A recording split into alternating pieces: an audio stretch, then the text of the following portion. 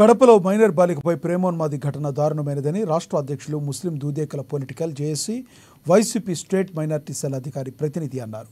ఘటనకు నిరసనగా deputy CM Pawan, హోంమంత్రి అనిత నైతిక బాధ్యత వహించి పదవులకు రాజీనామా చేయాలన్నారు. బాధిత కుటుంబం ₹1,00,00,000 పరిహారంతో పాటు కుటుంబంలో ఒకరికి ప్రభుత్వ ఉద్యోగం అందించాలని డిమాండ్ చేశారు. అమ్మాయిల్ని కాపాడుతానన్న పవన్ కళ్యాణ్ ఎక్కడున్నారని ప్రశ్నించారు. అలాగే ఏపీ సేఫ్ హ్యాండ్స్లో ఉందన్న సాయి ధర్మ్ తేజ్ ఎక్కడున్నారని ఈ సందర్భంగా వారిని ప్రశ్నించారు.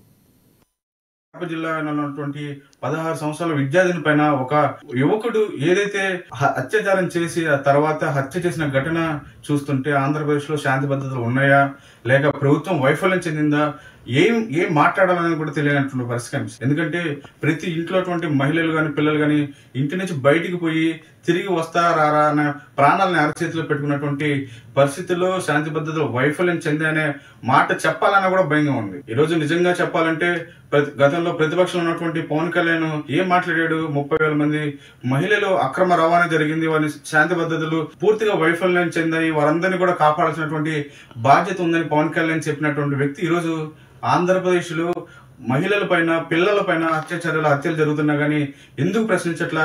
కేవలం అధికారం వస్తే ప్రశ్నించడమేనా, అధికారం వచ్చిన తర్వాత ప్రశ్నించడమే లాగా కనిపిస్తుంది పవన్ కళ్యాణ్ వ్యవహారాలు. ఇక ఆంధ్రప్రదేశ్ లో హోంశాఖ మంత్రి గారు స్వయంగా తాను బాధలు అనుభవించాను, తన పైన కేసులు పెట్టించుకున్నాను, అలాంటి మహిళగా ఉన్న నేను తన హోంమంత్రిగా ఉన్నటువంటి నేపథ్యంలో కూడా ఇన్ని హత్యలు జరుగుతున్నటువంటి పరిస్థితుల్లో హోంమంత్రిగా అనిత గారు ఏం చేస్తున్నారు? మీరు పవన్ కళ్యాణ్ గారు వీరిద్దరు కూడా ఖచ్చితంగా ఈ ఘటనలకి